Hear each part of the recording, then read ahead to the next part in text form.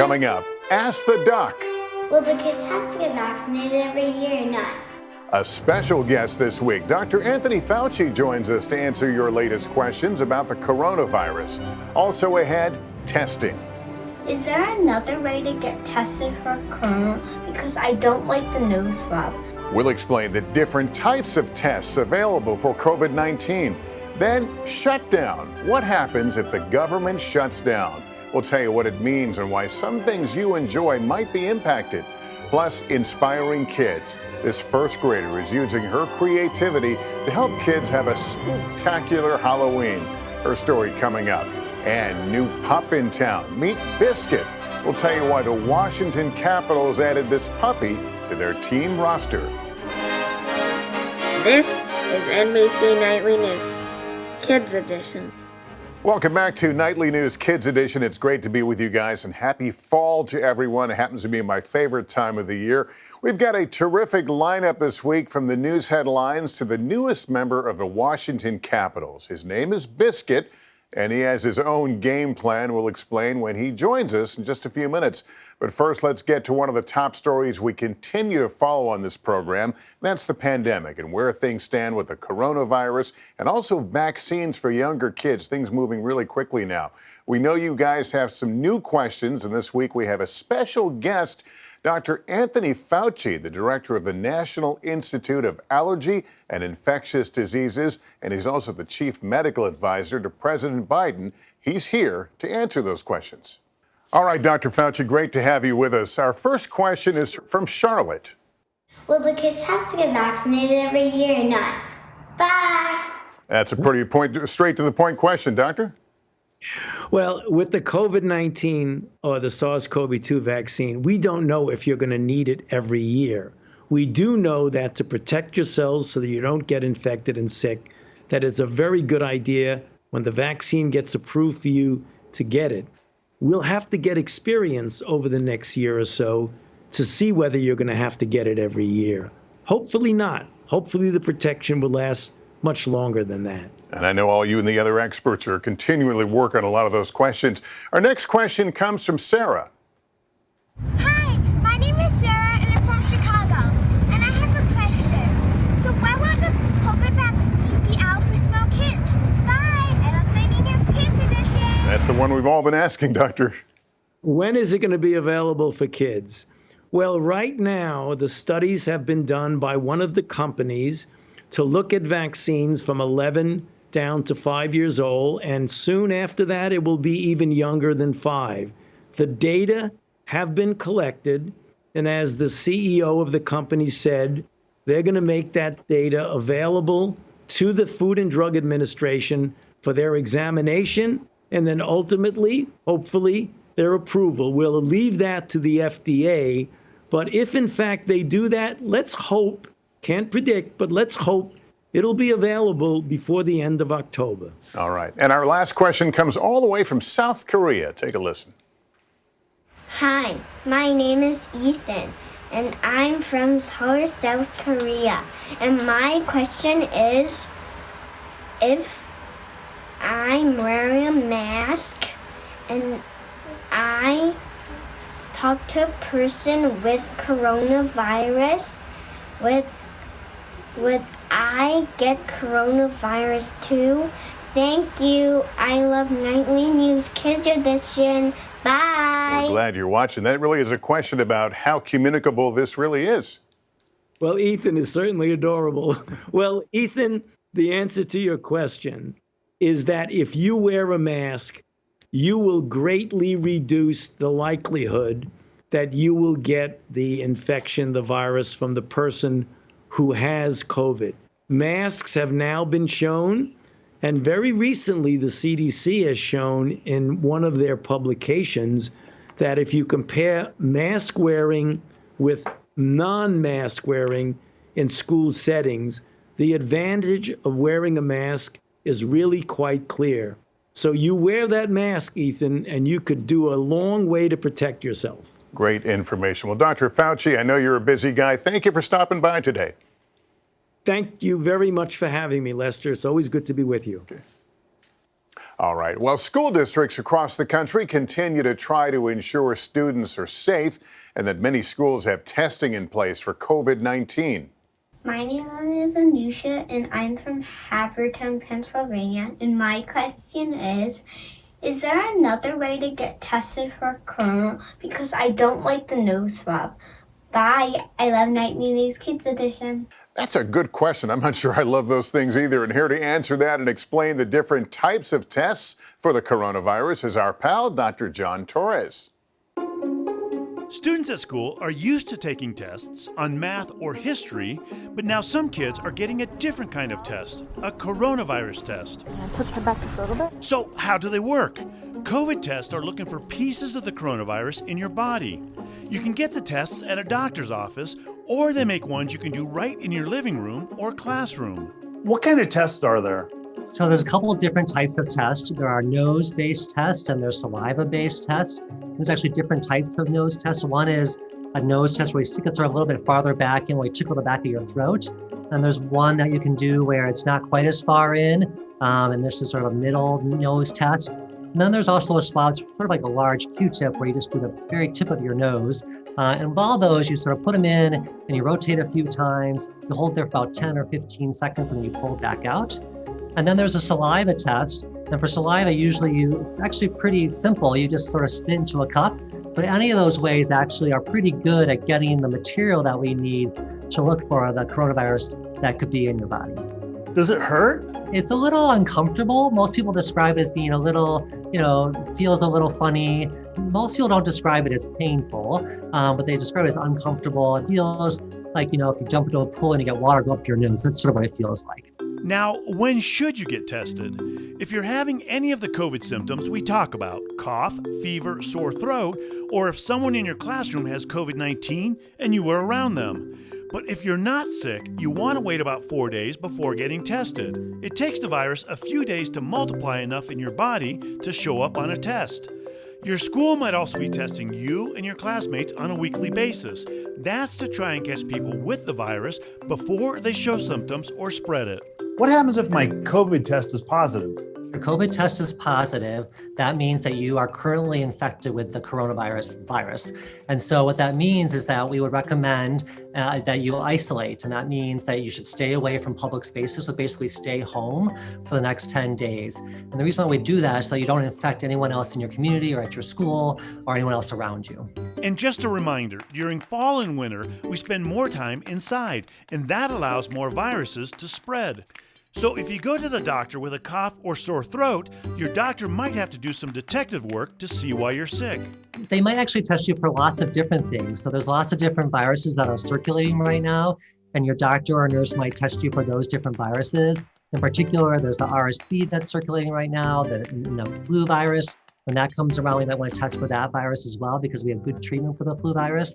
So if my parents take me there because they think I have COVID, should I be scared if they start doing these other tests? No, it's totally normal for the doctor or your nurse to look for other things that could be causing your symptoms when you go visit them.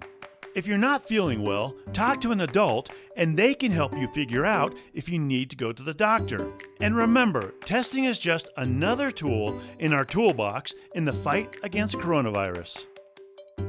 Dr. John Torres, thank you as always, my friend. Let's turn now to another story making headlines this week, and that's the word of a possible government shutdown. This is a bit complicated, but here's the deal. If Congress can't agree on a plan, the government, by law, won't be able to spend money and will basically close, except for things essential to our immediate safety and security. That could mean some of the things you enjoy, however, will close. Here to help us explain is our friend Stephanie Rule. You may have heard your parents or seen on the news people talking about a government shutdown. So what does that mean? Well, every year our government has to come up with a budget, how much money they have to spend. Just like your family might come up with a family allowance for you and your siblings, where you might be negotiating, discussing with your parents that you'd like to get $10 a week. But at the end of the day, they decide what that number is, and they might decide it's $5 a week. Well, right now, our government is negotiating what our budget will be. And if they don't come to an agreement, we could face a government shutdown. So what does that look like? Well, we have millions of federal government workers in this country, and this could affect them. They could end up getting furloughed, which basically puts your job on hold temporarily, where you're not losing your job, but maybe where you work is going to be temporarily shut down or have the services limited, so you won't be going to work until things reopen, and then your job is there waiting. But now for you, kids at home, what could this mean for you? Well, let's say your family has a trip planned. Maybe you're taking an airplane. Well, when you go to the airport, it could take you longer because those are federal government workers that run security, that run the X-ray machines to check your bags. They might have less workers during a period like this, and that could slow down your trip. And when you get to your destination, let's say you're going to the National Zoo or the Statue of Liberty or the Grand Canyon. Those are federal properties. They might end up being temporarily shut down or have limited services. So that could impact your travel. What won't get impacted, and sorry, is school. If you're thinking, hey, government shutdown, no school, no such luck. Your teachers, your school, they're paid from your local government, which is different from the federal government, and that means you will be going to school tomorrow. But when you get there, you can tell your teachers and classmates all about the government shutdown. Stephanie, thanks so much. Turning now to the world of sports. Earlier this week, the Washington Capitals welcomed a new member to the team, Biscuit. Biscuit is a 9-week-old chocolate lab, and so far the puppy seems to be getting along well with his new teammates. The Washington Capitals are partnering with America's vet dogs to raise and train Biscuit for future service. Here to tell us more is Dina Stone, puppy raiser and Biscuit himself. Well, Dina, that's a lot of cuteness sitting there. Tell us about Biscuit. Hi there. Biscuit is a 9-week-old chocolate lab from America's Vet Dogs, and he is currently in training to become a service dog. Good. We're going to talk about what service dog means in a moment, but let's talk about his immediate role joining the Washington Capitals hockey team. I'm assuming he's not going to skate. What's the most important thing he'll be doing for these next few months? Well, first of all, he's been on the ice, and he actually really liked it without skates.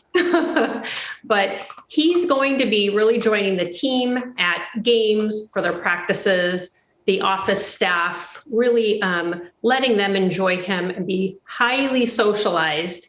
But at the same time, I'm going to be training him in his foundational skills to become a service dog. So it'll be okay for people to come up and pet him. I mean, you want him to be socialized now, right? Yes, absolutely. It'll be good for people to come up and pet him, but very important with a service dog that somebody always asks, even with a service dog in training, they ask before they pet. That's great advice. So explain what a service dog does. So a service dog, especially ours with America's Vet Dogs, they assist veterans and first responders with a variety of tasks.